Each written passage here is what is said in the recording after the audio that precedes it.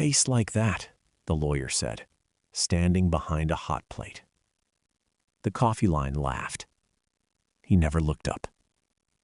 Two of the people laughing had their court fines paid off by a stranger who left no name. They were standing in line to buy bread from him. In 2 months, a judge would open the red book in his apron and read their names out loud. Before we get into it, hit like and subscribe so these stories keep finding you. And tell us in the comments where you're watching from. Elias Ward handed her the cup and made her change without looking up. Delia Prentice was 31. She was very good at her job, and she had not yet learned that being quick with your mouth and being kind were two different skills. The two associates behind her had laughed because she was the one who signed their reviews. She took her coffee and went up the steps, and by the time she reached the door, she had already forgotten she had said it. The notice was still taped to the side of the cart. A man from facilities had put it there at 7 that morning and walked off without a word, and it had been the funniest thing on that plaza all week. He waited until the line thinned out and the last of the laughing had drifted up the steps. Then he peeled the paper off slowly, the way you peel a bandage, so the tape would not take the paint with it. He folded it in 4 and put it in the front pocket of his apron, next to the book. He did not read it again. He had read it once, and once was enough. Across the plaza, Odessa Pike was setting out buckets on the bottom step. She had a folding table, a milk crate, and more roses than anybody in Harlow County bought on a Tuesday. She watched him fold the paper. "What did it say?" she called. "Sidewalk review," he said. "What is a sidewalk review?" "I don't know yet." Odessa straightened up and put a hand on her hip. "I have been on these steps 22 years, she said. "I have seen them repaint that door 4 times. I have never once seen them tape anything to anybody's cart." Elias turned the bread. He did not answer, because he did not have an answer, and because he had learned a long time ago that people filled a silence with whatever they already believed. The courthouse was the only building in the county where everyone had to come through the same door. Lawyers came through it. So did the men who mowed the lawyers' lawns. Everybody emptied their pockets into the same gray tray. Everybody walked through the same metal frame, and the guard said good morning to all of them in the same flat voice. That was the thing about the plaza. For about 40 feet in front of those steps, the world was almost level. Elias had been parked at the edge of that 40 feet for 4 years. He knew names. He knew that the tall clerk from probate took his coffee black and hated it, and drank it black anyway because he thought sugar looked weak. He knew the bailiff's wife was sick and had been sick since spring. He knew which of the public defenders skipped lunch on filing days and which ones pretended to. Nobody knew his. To the plaza, he was the bread guy. He had never corrected anyone, because correcting people took a conversation, and a conversation invited questions, and he did not want the questions. The man came at 11. He was maybe 50, in work boots with grass stains ground into the leather, and he stood at the edge of the cart for a while before he spoke, the way men do when they have already decided the question is going to embarrass them. "They said to come pay," he said. "First floor, through the doors. Window on the left." The man nodded. He did not move. He turned his hat over once in his hands. "And if you can't," he said, "pay. All of it. Where you go for that?" Elias set down the tongs. "Basement," he said. "Take the stairs by the vending machines, not the elevator. The elevator only goes to 2. It's the last window at the end of the hall. There's no sign on it. Ask for Mara." Mara. She'll print you the form. She's the only one who will." The man looked at him for a second longer than he needed to. Then he looked at the bread. "How much?" he said. $4. He counted what he had in his palm. He had $2 and some change, and he counted it twice, which was the part that stayed with Elias afterward, because a man who counts it twice already knows. "Never mind," he said. "What's your name?" "Roy. Roy Danner." Elias wrapped a sandwich in paper and set it on the ledge of the cart. "Put your name in the book, Roy." "I don't want charity." "It's not charity. It's a book." Elias took it out of his apron, opened it, and wrote Roy Danner in the left column in small, square handwriting. He turned it around so Roy could see his own name sitting there in ink. "See? Now you owe me. Come back when you can." Roy Danner took the sandwich. He held it like it might be a trick. "Last window at the end of the hall," he said. "Ask for Mara." He went up the steps and through the door, and the gray tray took his belt and his keys, and he disappeared into the building. And Elias watched him go the way he watched all of them go, which was carefully. He worked until 4. He scraped the griddle, banked the coals, wiped the ledge, and chained the cart to the post by the hydrant. There was a burn scar on the hem of his apron, low down, an old one, brown at the edges. He had never replaced the apron. Down in the basement, at the end of a hallway with no sign on it, Maura Quinn was closing her window for the day. She reached for the wire rack on the counter, the one that held the hardship forms, because she always left a few out overnight for the early people. The rack was empty. She checked the drawer underneath where she kept the spares, then the box behind her chair, then the supply cabinet at the end of the hall. Somebody had taken all of them, every last sheet, while she was at lunch. The forms did not come back the next morning. What came back instead was a man in a gray suit standing in the middle of the ground floor lobby at 8 o'clock, waiting for people to gather. Warren Pruitt had been director of court operations for 11 weeks. He was 49. He had run collections for 2 other counties before this one, and he had the kind of calm that came from never once suspecting he might be wrong. He had a laptop open on a rolling cart and a projector aimed at the wall beside the payment windows. "Good morning," he said. "This is the portal." The wall filled with a login screen, clean, blue, a field for an email address, a field for a password, and a small gray line of text at the very bottom that said the platform was operated by Meridian Civic Recovery. As of Monday, payments, payment plans, extension requests, and hardship applications all move here, Pruitt said. You will hear people complain about it. I want you to have the answer ready, so here it is. Until now, whether somebody got a break in this building depended on which window they walked up to and what kind of mood the person behind it was in. That is not fairness. That is luck. He clicked to the next screen. One process. Everyone. No exceptions, no favorites, no side doors. Nobody argued. It was hard to argue because he was not wrong about the part he was describing. He was only wrong about everything underneath it. Maura Quinn stood at the back, with her badge turned around backward on its lanyard, the way she always wore it. "The paper forms," she said.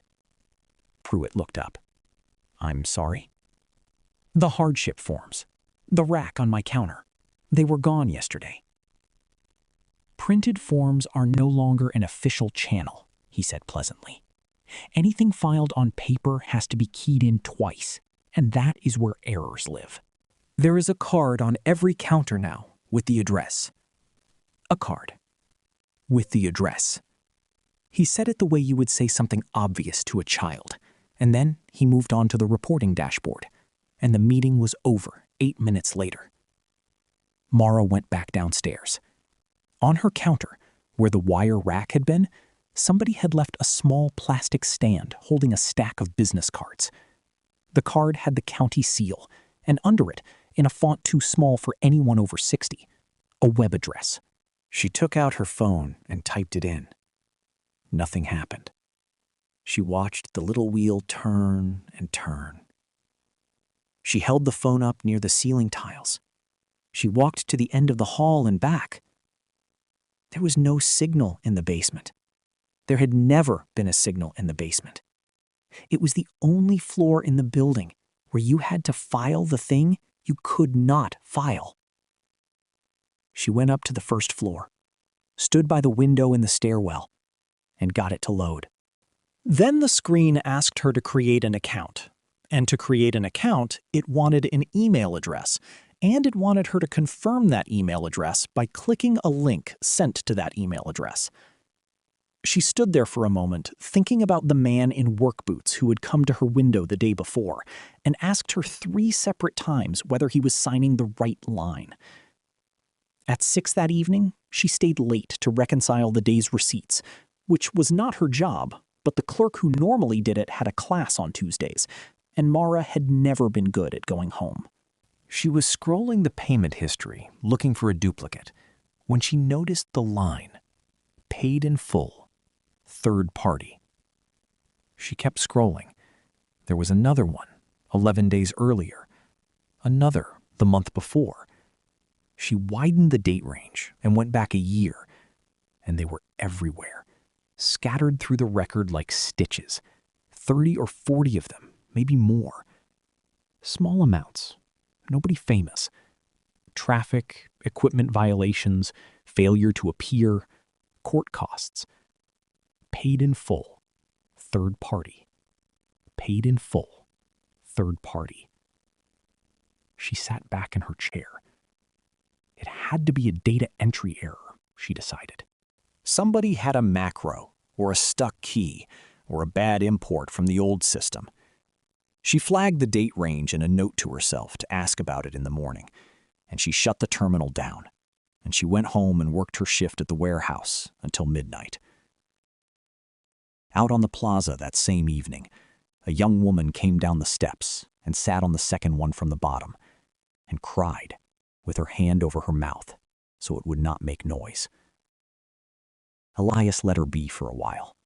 Then he walked over with a cup of coffee and put it on the step beside her, not in her hands, on the step, so she did not have to take anything from anybody. "Portal?" he said. She nodded. "You have an email?" She shook her head. He waited. "I had one," she said.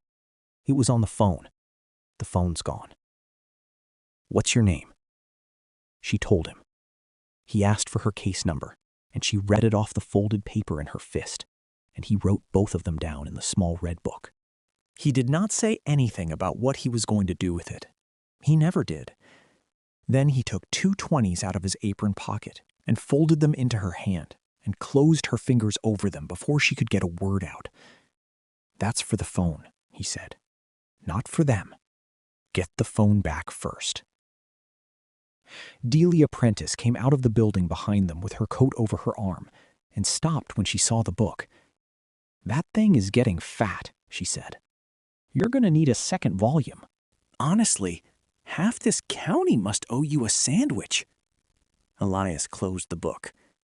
"Something like that," he said. 2 floors up, at the window at the end of the executive corridor, Warren Pruitt stood with his hands behind his back and watched the whole thing. He watched the bread man cross the plaza with a coffee. He watched him crouch down. He watched him take money out of the pocket of his apron and put it into the hand of a woman who was crying on the courthouse steps. And then he watched him take out a small red book and write something in it. He stood there for a long time after they had both gone. Then he went back to his office and asked his assistant to pull the permit file on the cart. They came for Odessa Pike on a Thursday. 2 men from facilities, both of them polite, both of them holding a printout. The bottom step and the landing were an emergency egress route, the printout said, and vendors could not obstruct an emergency egress route. It had been true for 22 years. Nobody had ever printed it before. What was also true, and was not on the printout, was that the county had hired a photographer for the new services brochure, and the photographer had asked whether anything could be done about the buckets. Odessa did not argue. That was the part Elias could not stand. She thanked them. She said of course she understood. She did not want to cause anybody trouble. Then she folded the legs of her table in and stacked her milk crates and carried the roses to her car in 2 trips because she was 63 and the buckets were heavy with water. Nobody helped her because nobody was sure it was allowed. Elias came out from behind the cart and took the second load. She let him. Neither of them said anything the whole way to the car. 22 years, he said finally. They were nice about it, Odessa said, and shut the trunk. The public meeting on the service contract was the following Tuesday in the second-floor hearing room at 4 in the afternoon, which is the hour local government chooses when it does not want a crowd. 11 people came. Elias was one of them. He put his name on the speaker sheet and waited an hour and 40 minutes through the drainage easement and the animal shelter budget. And when they called him, he stood up and did not use the podium microphone properly, so the first 4 words were lost. "Sorry," he said. "Let me start again." He had not written anything down. "I stand about 40 feet from that door 6 days a week," he said. "So I see people come out. And what I want to tell you is that most of them do not know there is a form. Not that they filled it out wrong. They do not know it exists. Nobody in that building is required to tell them. And now the one place that used to hand it to them has a card on the counter instead. And the card sends them to a website. And the people I am talking about are the exact people who cannot get to a website." He paused. "That is all. I'm not asking you to change the contract. I'm asking you to put the paper back on the counter." There was a silence, of the kind that can go either way. Then Warren Pruitt leaned into his microphone, and he did not raise his voice, and he did not insult anybody, which was what made it work. "You sell bread," he said. "This contract is 40 pages. Somebody laughed. 2 people laughed. Delia Prentice, sitting in the 3rd row because a partner had told her to observe, laughed too, and then heard herself and stopped. Elias said thank you and sat down. Downstairs the next morning, Mara Quinn came in early with a ream of paper she had bought herself and a printer she had carried from her apartment in a canvas bag, and she printed 60 copies of the hardship form on her own machine, in her own hallway, on her own time. Roy Danner came at 10. He came to the last window at the end of the hall with no sign on it, and he said the bread man had sent him, and Mara said she knew, and she slid the form across the counter with a pen on top of it. He signed it. He signed it in 11 seconds, at the bottom, without turning a page. "Mr. Danner," Mara said, "do you want to look at part 2? "It's fine. It's about your income. If you don't fill in part 2, they'll deny it." He looked at the form. He looked at it for a while, and his jaw worked, and she watched his eyes go across the same line 3 times without moving down. Mara came out from behind the window. She did not say anything about it, and she did not ask. She just took the pages and stood next to him at the end of the hall, where the vending machines hummed and nobody walked, and she read the whole thing out loud, one section at a time, and wrote his answers in for him while he told her what they were. It took 19 minutes. $212 originally. An equipment violation on the truck, a broken lamp over the plate. He had not paid it, so it had grown. It was $340 now, and his license was suspended, and he could not drive to the properties he mowed. And he could not mow the properties he could not drive to, and so he could not pay the $340 that was the reason he could not drive. "That's the whole thing," he said, when she read the last line back to him. "That's the whole entire thing right there."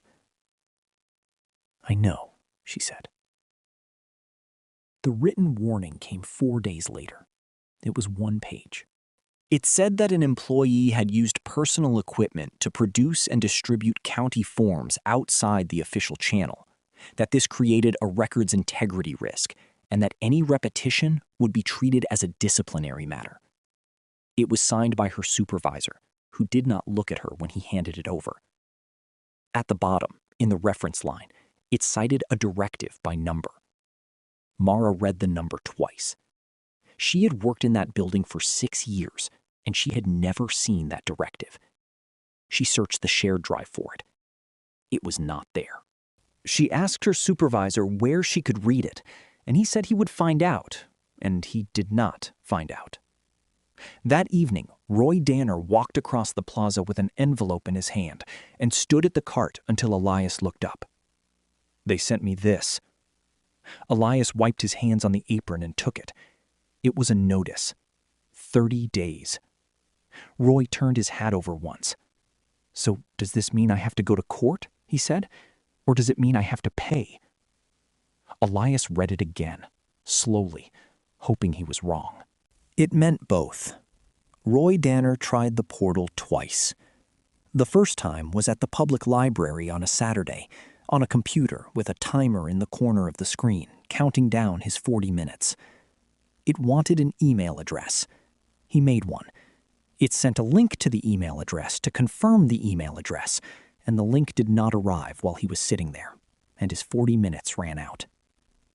The second time was on his neighbor's phone. He got the password wrong 3 times, and the account locked. He did not tell Mara, and he did not tell the bread man, and he did not tell his neighbor why he had wanted the phone. He was 52 years old, and he had already been made to feel stupid twice that month by machines. And there is a point where a man decides he would rather take the consequence than ask for help again.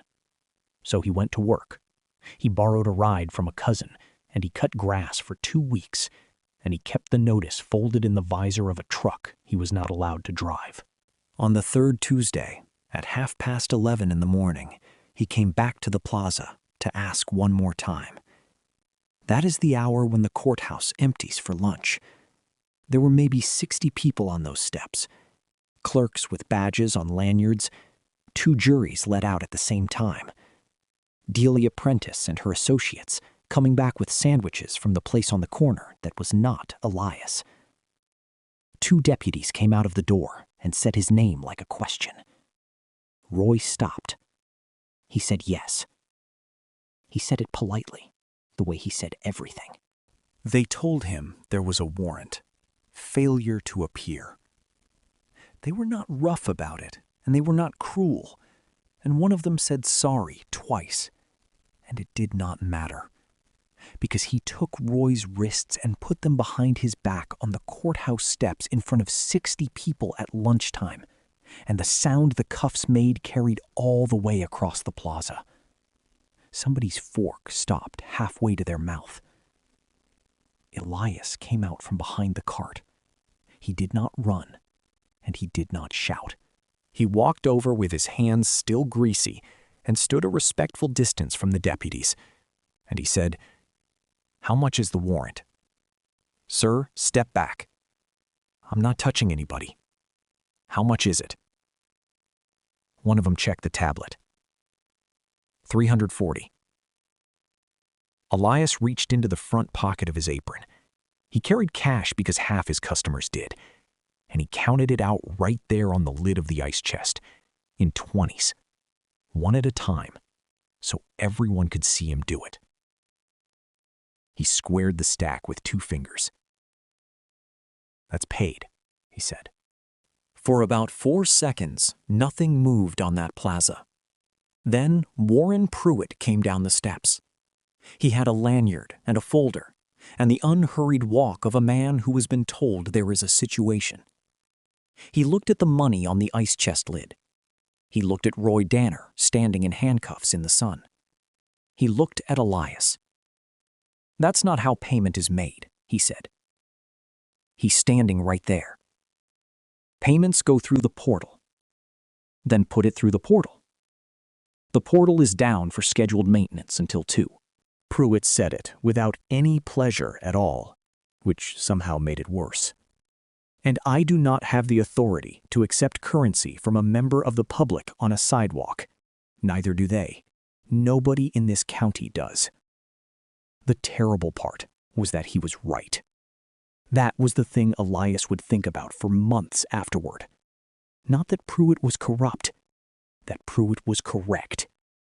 Every sentence the man said was accurate, and every rule he cited existed. And he had built a machine where a man could go to jail for $340, while $340 sat in the sun, 8 feet away from the person collecting it.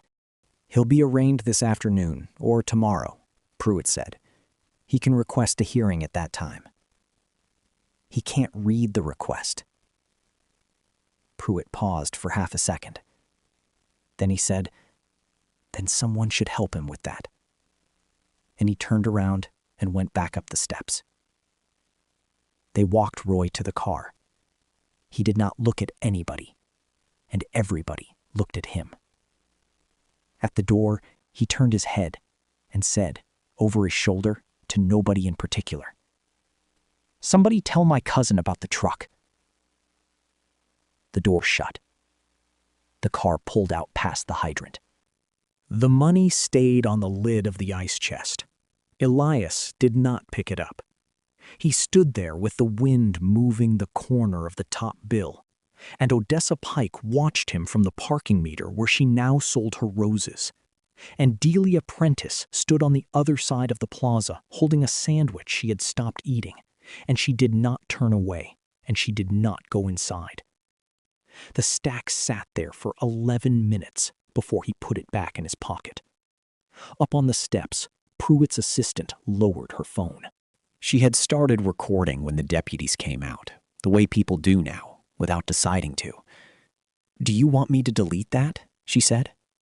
"No," Pruitt said. "Keep it. That is exactly the friction point I have been describing. If we can show them what enforcement looks like at street level, the funding conversation gets a lot shorter." He said it the way another man would say, "Pass the salt." That night, Elias did not pack up. He sat on the bottom step with the cart chained behind him, and the plaza going dark, and the red book open across his knees. And he turned back to the first page, 4 years ago, the first name he had ever written in it. He went forward from there, page after page. Hundreds of names, small square handwriting, a case number beside each one, an amount beside that. Every one of them paid. Every one of them a person who had walked out of that building lighter than they walked in, and not one of them had ever known why. And not a single name in the entire book had done one thing to stop what happened on that plaza this morning. The complaint Warren Pruitt filed on Friday morning ran to a page and a half, and the frightening thing about it was how reasonable it sounded.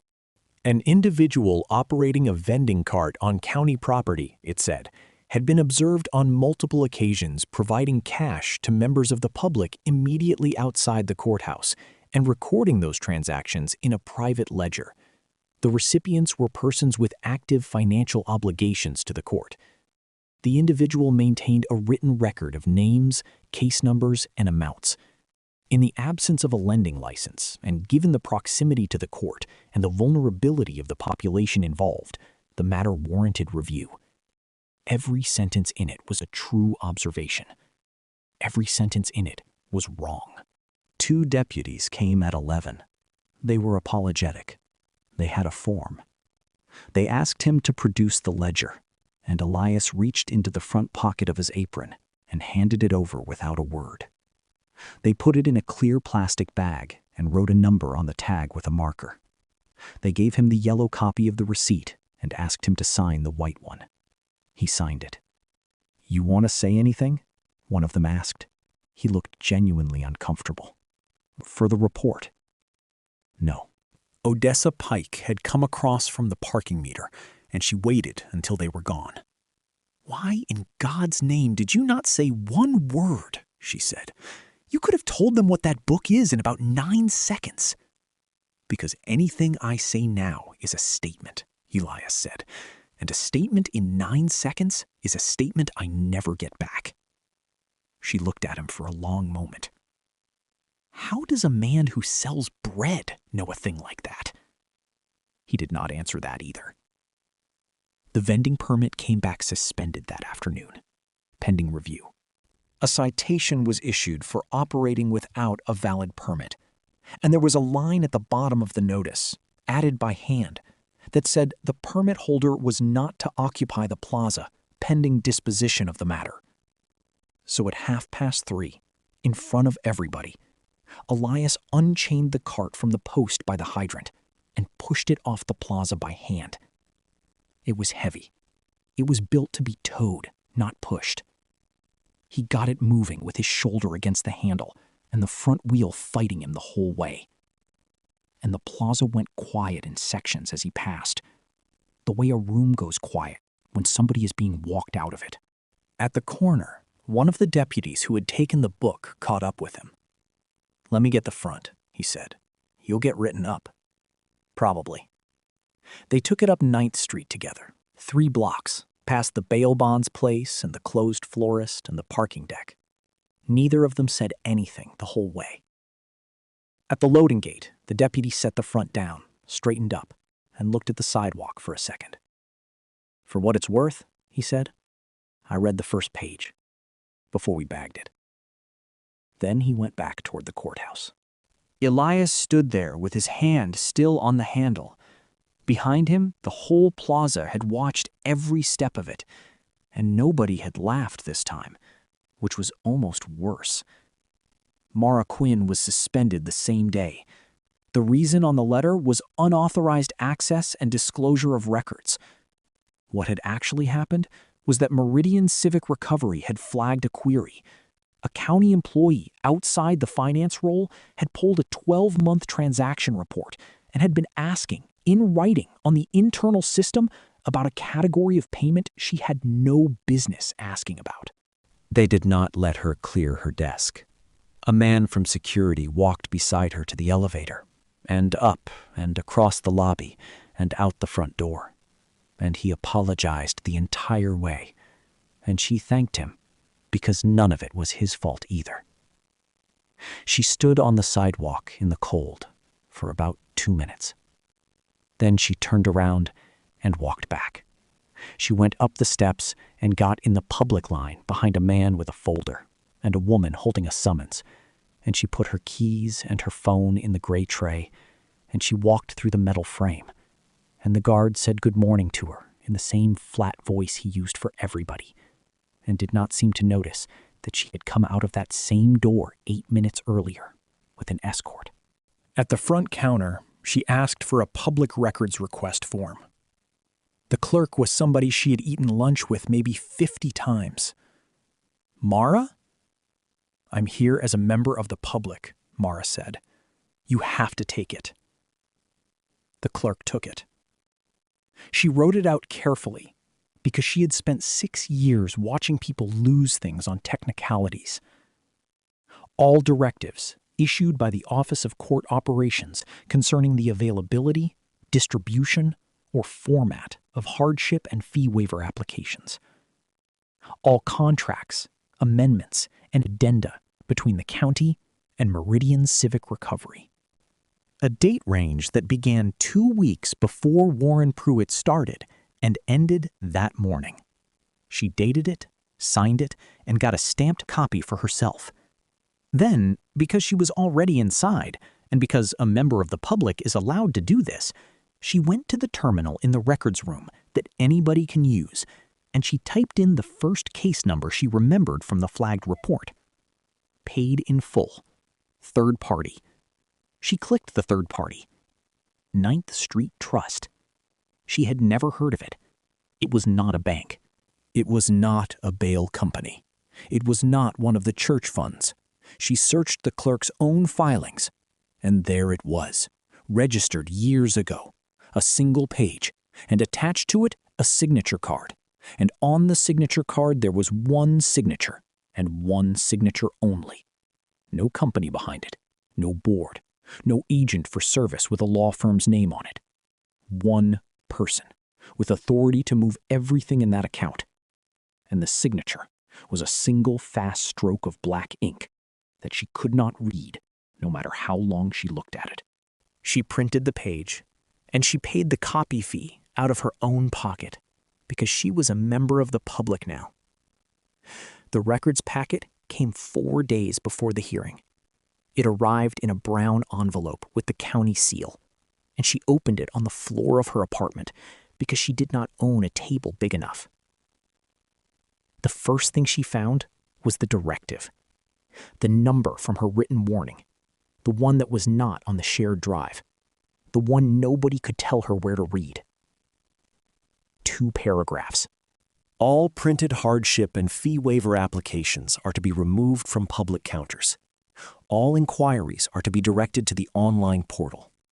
Signed at the bottom in a neat, controlled hand. Warren Pruitt. The second thing she found was on the very last page, swept into the envelope because it fell inside the date range she had asked for, and probably because nobody had read the whole stack before they sealed it. It was an addendum to his employment terms. It set out how his performance compensation was calculated. It was calculated on the collection rate. Courtroom 2 was not built for an audience. It had 6 rows, a radiator that knocked, and a window that had been painted shut sometime during a previous administration. Odessa Pike sat in the front row with her purse in her lap. Delia Prentice sat in the back, alone, in a coat she had not taken off, and she could not have told anybody why she had come. Elias Ward sat at the defense table by himself. No counsel, no folder. He had a citation and a pen. Judge Adeline Voss had been on that bench for 19 years. She was not warm. She ran a tight docket, and she did not care who your uncle was. And if you were late, she said so in front of everyone. The county attorney went first. The citation was straightforward. Operating a vending unit on county property under a suspended permit. But the county was also asking the court to make a referral for investigation, and to support that, he offered the ledger. He held up the plastic bag with the tag on it. The defendant kept a written record of loans made to persons with active obligations to this court, he said. Names, case numbers, amounts. We are asking that it be referred. Let me see it, Voss said. The bailiff carried it up.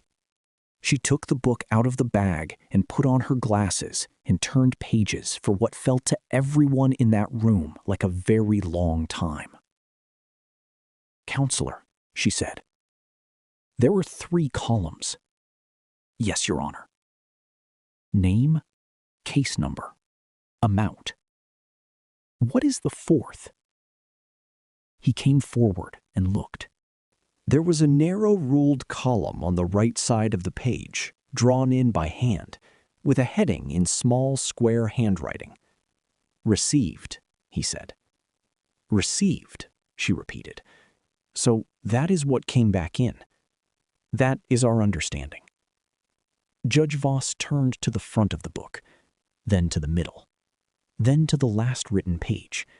She did it slowly, and the radiator knocked twice, and nobody said anything. What does that column total? She said. The county attorney looked at his notes. He looked at the ledger. He did not answer, because he had not looked at that column, because nobody had. Elias stood up. Nothing, Your Honor, he said. That's the whole book. Judge Voss took her glasses off. "Madam Clerk," she said, "take 3 entries at random. Not the first 3. Random. Pull those case numbers in our payment system and read me the disposition." It took 4 minutes. The clerk read them out one at a time, and each time she got to the end of the line, she paused, because the line ended the same way. Paid in full. Third party. Paid in full. Third party. Paid in full. Third party. On the second one, a man in the third row stood halfway up, the way people do when their own name is read out in a room where they did not expect to hear it. Then he sat back down. On the third, a woman near the door put her hand over her mouth and left it there. Judge Voss saw both of them. She did not ask. She let it sit. "And who is the third party?" Voss said. "Ninth Street Trust, Your Honor." "Is that entity known to this court?" The clerk had been in that building longer than the judge had. She said, carefully, that it was, in the sense that it appeared in the payment record regularly, and had for about 4 years, and that if the court wanted the figure, she could give it. Give it. She gave it. Then she added, because she had run the numbers the night before and had not slept much, that over that period, the trust had cleared more court debt for residents of Harlow County than the county's own hardship program had. The radiator knocked. The man in the third row was still looking at the back of Elias Ward's head. He was the tall one from probate, the one who took his coffee black and hated it. He had bought it from that cart 3 mornings a week for 4 years, and he had never once asked the man his name. "I want the registration," Voss said, "and the signature card." The clerk had it ready. She had it ready because a suspended records employee had printed it 4 days earlier and paid the copy fee out of her own pocket, and had left one with the clerk on her way out. Judge Voss read the card. "Ninth Street Trust," she said. "1 trustee. Sole signature authority." She looked up over the top of her glasses at the defense table. Elias Ward. In the back row, Delia Prentice sat up so fast her coat slid off the bench. "That's me," Elias said. "Say it into the microphone." "That's me, Your Honor. Same name that is on this citation." "Yes." "Mr. Ward," Voss said, "where does that money come from?" "I sold a company 8 years ago. I moved almost all of it into the trust." "What company?" "Kestrel Payments." Somebody in the second row took out a phone, which is not permitted, and the bailiff did not stop them, which was also not permitted. Then a second phone came out. Then a third. Delia Prentice did not take hers out. She had been holding it in her hand for a minute already. She typed in the name of the company. What came back was the sale, 8 years old, and a photograph of a woman at a podium in a blue jacket, and that woman's name in every headline. The co-founder. The one who had done the interviews and the conferences and the covers. She scrolled. She kept scrolling. There were no pictures of him. Not one. He had built the thing out of a back room and let somebody else stand in front of it. And when the sale closed, he had gone quiet. And the lists that track that kind of money had taken his name off entirely, because the money was no longer in his name. The third article down was 3 years old, and the headline was a question. Where did Elias Ward go? Delia read the first paragraph of it. It said he had probably lost it. She set the phone face down on her knee and did not pick it up again. "Madam Clerk," Judge Voss said, "for the record, not the dollars, how many people?" The clerk did not have to look it up. She had written it at the top of her legal pad that morning, and she had been staring at it on and off ever since. 904, Your Honor, in this county alone. Judge Voss set the signature card down. "There is a woman at the back of my courtroom who has been standing since we started," she said. "Ma'am." Mara Quinn came forward with a brown envelope. "I filed a public records request," she said. "It was granted. I'm here as a member of the public." "Do you have your stamped copy?" "Yes, Your Honor." She handed up 2 documents. The first was a directive, 2 paragraphs. All printed hardship and fee waiver applications are to be removed from public counters. All inquiries are to be directed to the online portal. Signed at the bottom in a neat, controlled hand. The second was an addendum to an employment agreement, setting out how performance compensation was to be calculated. Judge Voss read them both. Then she read them both again. She did not say anything about them. She put them down and squared the edges with 2 fingers. And everyone in that room understood that something had just been entered into the record that was not going to come back out. "Mr. Ward," she said, "one more question, and then I am going to rule." "Yes, Your Honor." "There are 93 counties in this state. Why this one?" Elias reached into his shirt pocket and took out a folded square of paper that had been folded and unfolded so many times it had gone soft at the creases. He read a case number off it, and the clerk typed it in. It was old. It predated the current system, so it came up in the archive format, gray text on gray. The defendant's name was Tobias Ward. The original amount was $212. He had been held 9 days. And in the field, where the court is required to record its finding on whether the person was able to pay, there was nothing. Not a no, not a yes. A blank line, in a form, in a building, on an ordinary Tuesday, 12 years ago.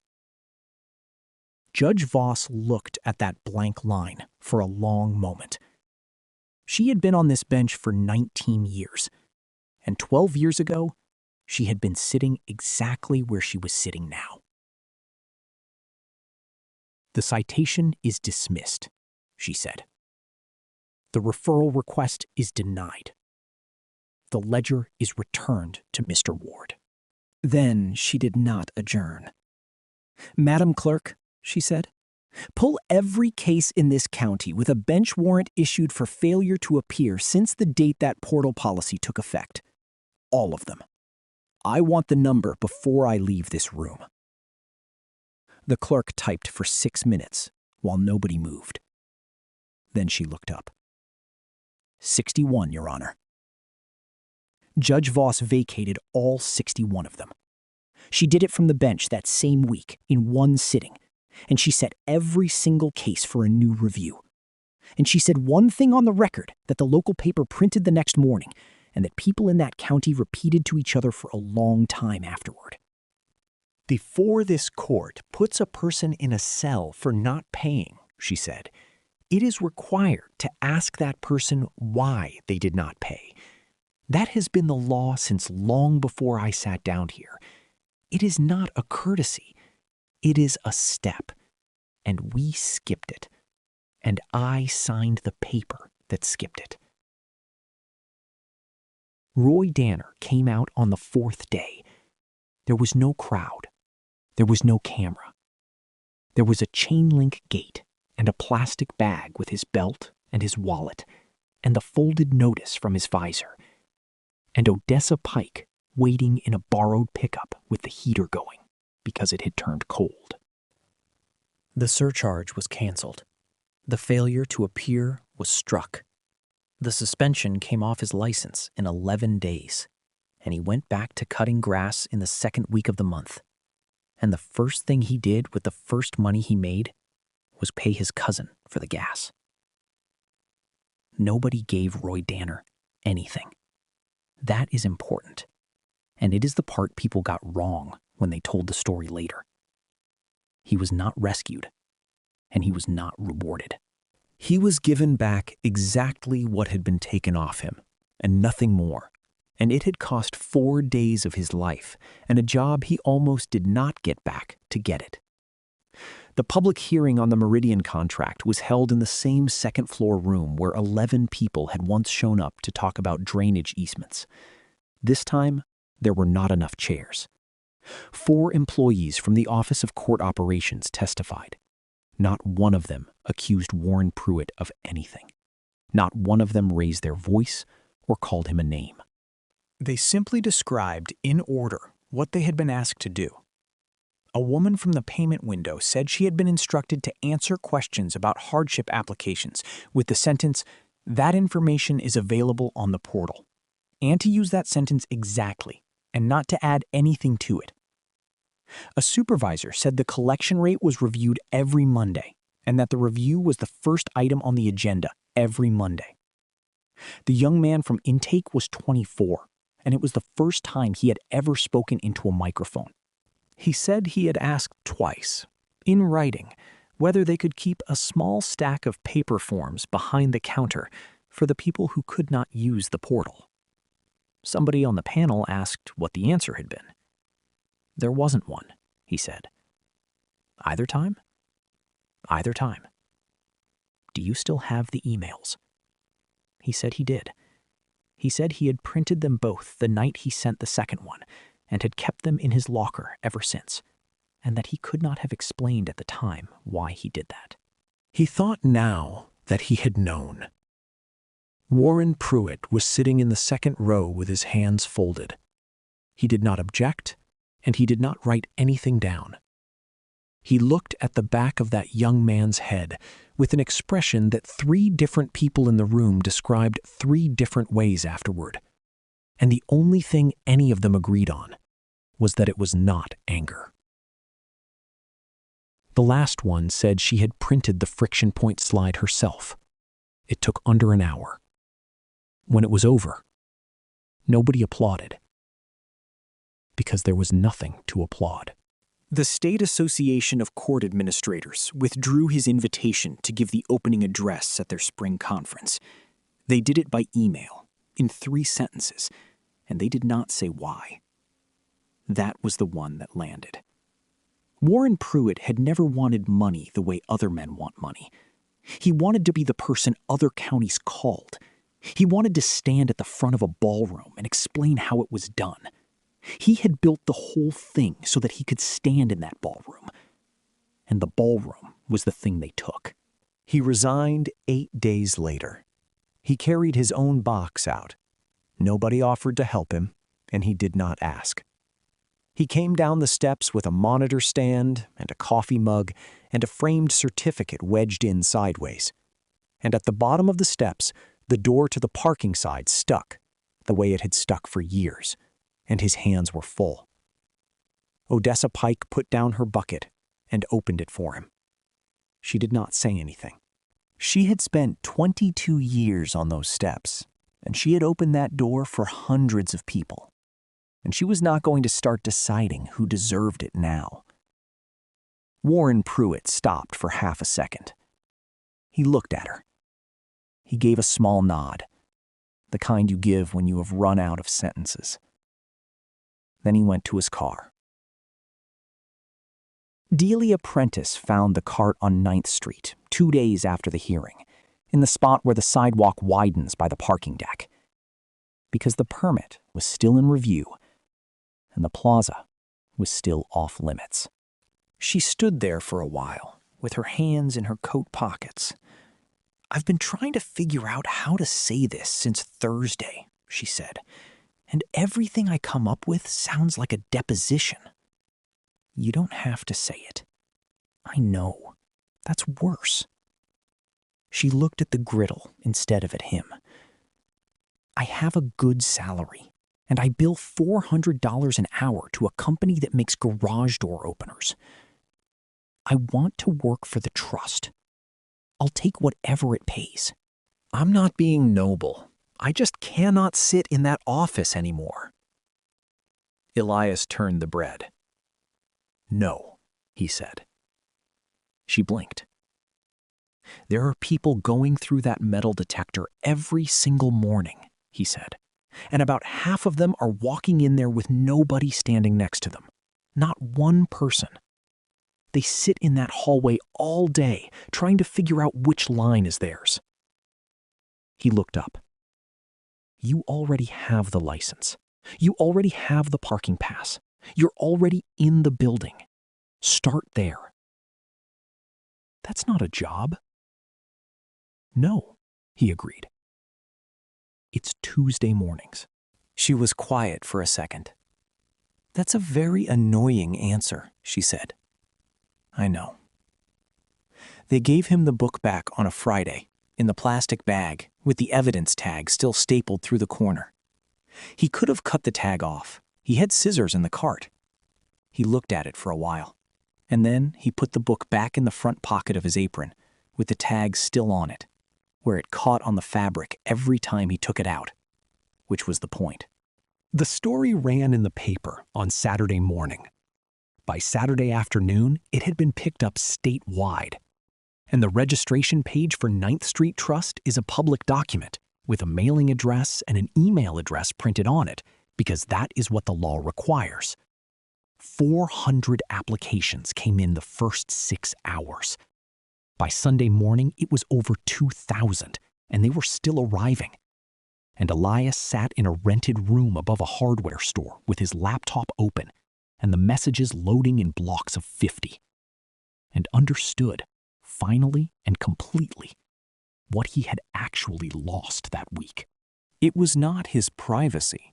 It was the mechanism. 4 years of it. Quiet, small, one name at a time, working perfectly. And it had only ever worked because nobody knew it was there. He tried for 3 days. He read every message that came in. He answered 109 of them. Somewhere in the middle of the second night, he found himself with 2 files open beside each other. A woman in the north end of the county and a man 2 counties over. Roughly the same amount, roughly the same story. And he had money for one of them that week, and not the other. He sat there with his hand on the trackpad and made a choice. He could not tell anyone afterward what the reason had been. There had not really been a reason. The woman had written more carefully. That was all. She had used paragraphs. And that was when he heard it, word for word, in a gray suit, in the lobby, on the morning the forms disappeared. Whether somebody got a break in this building depended on which window they walked up to and what kind of mood the person behind it was in. That is not fairness. That is luck. Warren Pruitt had been right about the disease. He had just prescribed the wrong medicine, and then he had gotten rich off the prescription. And none of that changed the fact that Elias Ward had spent 4 years being exactly the window Pruitt described. A good window, a generous one. Still a window. Still a man deciding on a Tuesday with no criteria he could write down who was going to get out from under it and who was going to keep carrying it. He shut the laptop. He asked for the meeting on a Monday, and he got it on a Wednesday, in the chief clerk's office, with Judge Voss standing by the window, because she did not sit down in other people's offices. He put 1 page on the desk. The trust moves into the building, it said. Ground floor, past the metal detector, before the payment windows, where people already are. It has a desk, a chair, a phone line, and a budget. It has written eligibility criteria that anybody can read before they apply, and an appeal if they are turned down. The money transfers in full. And you run it? The chief clerk said. No, Voss turned around from the window. I fund it, Elias said. I don't decide anything. I don't see the applications. I don't get told who applied. If I ever want to know, the answer is no. That's an unusual amount of money to hand somebody and then walk away from. It's the only part that matters. The chief clerk looked at the page for a while. "Who staffs it?" she said. Elias told her the name. "She's suspended," the chief clerk said. "She's suspended for handing out the form," Elias said. "That's the job description." They opened the window on a Monday in the middle of February. There was no banner, there was no press release and no ribbon, and nobody from the county said any words at a podium, because Judge Voss had said, when it was suggested, that they had done quite enough talking in that building already. There was a desk, there was a chair, there was a phone with a cord on it, because half the people who needed it did not have a phone of their own. There was a sign, plain, black on white, that said what it was in 5 words. And there was a wire rack bolted to the front edge of the desk, filled with forms, at the height of a person's hand. Not behind the counter, not in a drawer, not on a shelf you had to ask somebody to reach. At the height of a hand, on the public side, where you could take one and put it in your coat and walk away and never say a word to anyone about it.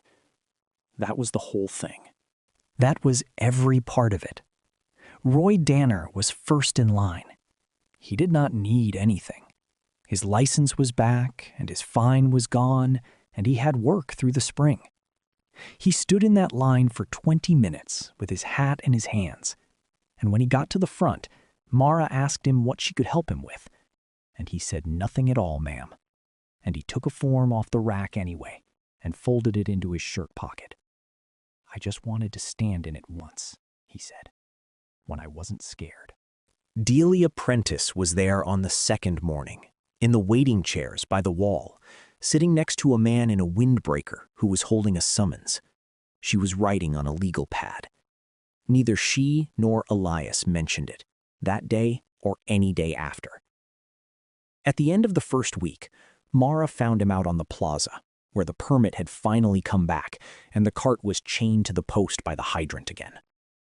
94 people, she said, in 5 days. Elias nodded. They stood there for a minute, in the cold. "My father signed things he couldn't read," he said. "For 9 days, nobody in that building read him one single page out loud. That's it. That's the whole story. That's all it would have taken."